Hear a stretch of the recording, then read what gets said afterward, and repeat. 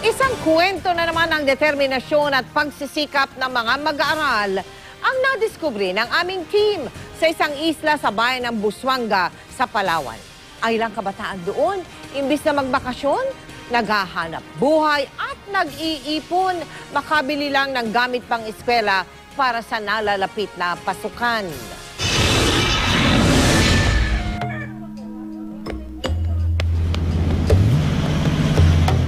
Mahigit 45 minuto mula sa poblasyon ng Busuanga sa Palawan, matatagpuan ang isla ng Panlaitan.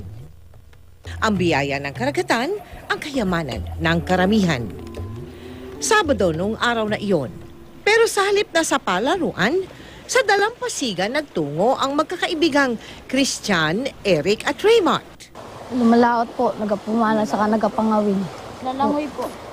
Sa ilalim ng dagat. Sisintro lang po itong dulo ng pana. Bago po, pag sintro po, saka mo po kalabitin para po matamaan yung isda. Pamamana ng mga isda at pangunguha ng pusit ang nakagisnang hanap buhay ng mga nasa isla.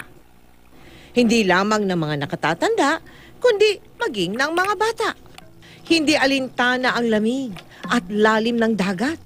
Minsan po masakit sa braso. Minsan po malula ka. Malula. Sobrang lakas ng alon. Ang kanilang tanging sandata, talas ng mga mata at lakas ng baga. Bakit hindi ginagawa? Para rin po makatulong sa magulang. Para makabili rin po ng school supplies. Ang mga bata sa Isla Panlaitan at sa ibang mga paaralan ng Busuanga ang atin namang tinulungan sa unang hakbang sa Kinabukasan Project. Sina Raymart, Eric at Christian, ilan lamang sa mga batang handang suungin ang lalim ng karagatan para sa kanilang pangarap na pag-ahon at kinabukasan. Isang kinabukasan.